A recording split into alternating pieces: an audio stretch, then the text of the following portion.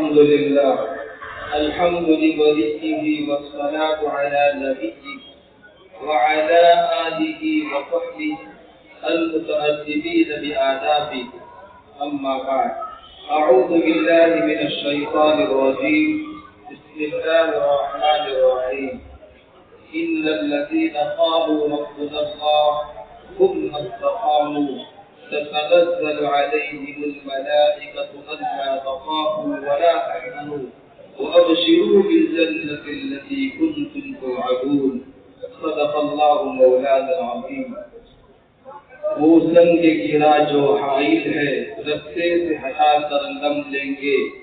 وہ سنگ گرا جو حائل ہے رستے سے ہٹا کر دم لیں گے.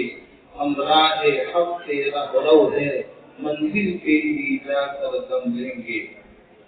میرے ہندوستانی جہاز دوستوں، دینی بزرگوں، جیسا کہ ناظم پروگرام نے اعلان کیا کہ 10 منٹ بعد ہوگی. ویسے تو یہ ہماری آزادی کی جو تاریخ ہے وہ 200 سالہ تاریخ ہے. 1 مہینہ، 2 مہینہ، 5 مہینے، 1 سال کی قربانی نہیں ہے، بلکہ 200 سالہ یہ قربانی ہمارے بزرگوں نے دی ہے. اور یہ ملک کئی قربانیوں کے بعد وجود میں آیا ہے. اس ملک کو اللہ سبحانہ و تعالیٰ نے عجیب و غریب نوازا ہے. جیسے قرآن مقدس کی خطبے میں نے آیت پیش کی ہے، اس کے اندر اللہ سبحانہ و تعالیٰ فرماتے ہیں کہ جو لوگ کہتے ہیں کہ ہمارا رب خدا ہے، ہمارا رب اللہ ہے، ہمارا پالنہار ایک ہے، ہمارا پروردگار ایک ہے، اس کے بعد حالات کا مد مقابل ہو جاتے ہیں، حالات سے جمگٹا کر لیتے ہیں، حالات سے کوئی سمجھوتا نہیں کرتے، بلکہ حالات سے مقابلہ کرتے ہیں. اس انگریز کو معلوم تھا، یہ انگریز اچھی طرح جانتا تھا اگر اس ملک کی آزادی کے لیے، اس ملک کی قربانی کے لیے اگر کوئی قربانی دے سکتا ہے تو مسلمان دے سکتا ہے. اور مسلمانوں میں خاص طور پر جو علماء ہے جن کے دلوں میں قرآن و حدیث کا سرچشمہ بہتا ہوا ایک سمندر ہے، ذریعہ ہے، وہ جو قربانی دے سکتا ہے. اس ملک کی آزادی کے لیے، اس ملک کو کنارے لگانے کے لیے انگریز نے دیکھا کہ یہ جو ملک ہے بڑا خوبصورت ملک ہے، یہ اکیلا ملک نہیں تھا. ابھی تو یہ بھارت ہے، اس وقت ہندوستان تھا، بنگلہ دیش بھی اس میں شامل تھا، افغانستان کا کچھ حصہ بھی اس میں شامل تھا، ڈھاکہ کا کچھ حصہ بھی اس میں شامل تھا، پاکستان کا حصہ بھی پاکستان بھی اس میں شامل تھا. لیکن اس کے ٹکڑے ہوتے ہوئے اس کا یہ اثر ہوا ہے. دوستوں، پھر ہمارے بزرگوں نے قربانی دی، ہمارے بزرگوں نے ارادہ کر لیا، ہمارے بزرگوں نے ٹھان لی کہ نہیں، اس ملک کی آزادی کے لیے دن رات ایک کرنا پڑے گا، اس ملک کو سرخرو کرنے کے لیے آگے بڑھنا ہوگا. لہٰذا ہمارے بزرگوں نے قربانیاں دی. اور جب جہاد کا فتویٰ دیا تو کہتے کہ 55,000 علماء کرام کی قربانیوں کو تخت راہ پر لٹکایا گیا، سنوں پر لٹکایا گیا. کوئی درخت ایسا خالی نہیں تھا کہ جس پر کسی عالی نبی کی لاش نہ ہو، جس پر کسی مومن کاری ٹوپی والے کی لاش نہ ہو. اور اس کی لاش ہوتے ہوتے انگریزی کا جو آٹھا ہوتا ہے بالکل اسی طرح اس کی لاش ہو جاتی تھی. سبرو کے کھالوں میں لپیٹ کر کے پھینک دیا جاتا تھا. ایسے ویسے نہیں، یہ قربانی جو ملک وجود میں آیا، بزرگوں بڑی قربانیاں دی ہے. ماشاءاللہ سورج سے ہمارے ناظم پروگرام اعلان کرتے ہوئے تھک گئے، لیکن ہماری پرجا کو یہ بات سمجھ نہیں آتی، ہماری پبلک کو یہ بات سمجھ نہیں آتی، ہمارے لوگوں کو یہ بات سمجھ نہیں آتی.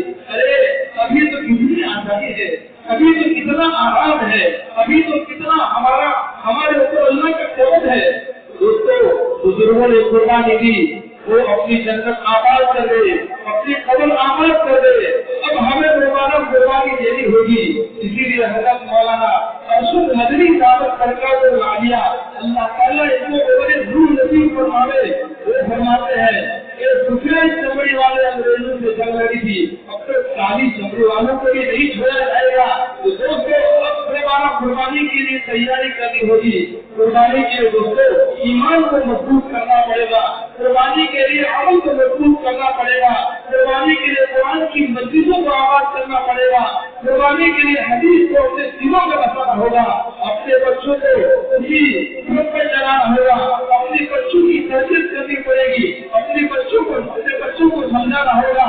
बच्चों तुम आइंदा मुस्तकिल में बहुत कुछ करने वाले हो, तुमको मजीद कुर्बानियां देनी है।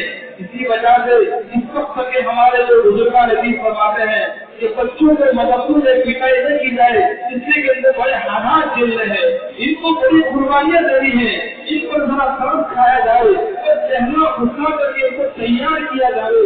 इस्लाम का पासवान बनने वाले हैं, इस्लाम का रोशन मीनार बनने वाले हैं।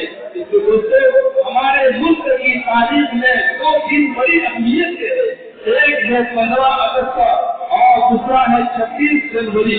15 अगस्त 1947 में हमारा ये मुल्क आजाद हुआ था। मैंने शुरू में बताया ये तारीख बड़ी लंबी है, अगर मुझे मौका मिलता तो मैं तारीख को इससे आपके सामने बयान करता। मौका भी बड़ा मुख्तसर है, स्कूल में भी जाना नामुमकिन और जरूरी है, वादी को पहुँचना भी है, इसलिए इस पर बातों पर बात को खत्म करता हूँ। इससे आइंदा के लिए लाही अमल तय करे, आइंदा के लिए अपने आप को अंदर से तैयार करे, अपने माशरे को भी तैयार करे कि अब गुनाहों का कोई मौका नहीं है, अब बेदीनी का कोई मौका नहीं है, नमाजों को छोड़ने का कोई मौका नहीं है। अब तो नमाज की पाबंदी आ जाओ, बल्कि तहज्जुद पर आ जाओ, रोने वाले बन जाओ, वरना ये मुल्क हमें रुलाएगा, ये लोग हमें रुलाएंगे, हमें कहीं लागे रखेंगे। हमारे बुजुर्गान दिन रोते थे, चिल्लाते थे और बच्चा कैसा रोता है। एक बात तो अपनी बात को खत्म करूँ, हज़रत शेख हदीस मौलाना मोहम्मद ज़करिया रहमतुल्लाह अलैहि फरमाते हैं, आप इसी में लिखा है कि मेरी नींद बड़ी सख्त थी, जब मैं सोता तो 3 दिन सो जाता, जब मैं जगता तो 3 दिन जगता, मेरी नींद बड़ी गहरी थी।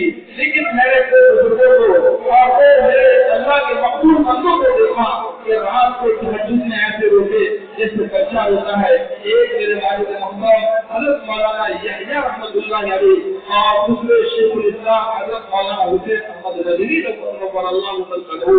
दोस्तों हम भी अपने बुजुर्गों से दरख्वास्त करता हूँ कि हमारी तहज्जुद सबसे आबाद हो जानी चाहिए, अब घरों में तरबियत होनी चाहिए, अब अपनी माँ बहनों को भी इस्लाम की तरगीब देनी चाहिए, बताना चाहिए कि आइंदा हमें बहुत कुछ कुर्बानी देनी पड़ेगी। ये हालात बता रहे हैं, उसको इस पर बात करने का कोई मौका नहीं है कि हालात को खोला जाए, कभी मौका मिले तो हालात पर इंशाअल्लाह गुफ्तगू करूंगा। अल्लाह ताला इन बातों पर मुझको और हम सबको अमल करने की तौफीक अता फरमाए। आखिर दावाना अल्हम्दुलिल्लाहि रब्बिल आलमीन। पत्ता पत्ता बूटा बूटा हाल हमारा जाने है, पत्ता पत्ता बूटा बूटा हाल हमारा जाने है, जाने न जाने गुम ही न जाने बाप को सारा जाने, सबको मालूम है लेकिन हमको मालूम नहीं है। इसलिए दोस्तों इसकी तारीख को याद करें, इस तारीख का मुताला करें और बुजुर्गों से सुने, इंशाअल्लाह बहुत फायदा होगा। अल्लाह ताला हम सबको सही मानों में हिंदुस्तानी जिंदगी गुजारने की तौफीक अता फरमाए, ईमान और अमल पर खूब मेहनत करने की तौफीक अता फरमाए।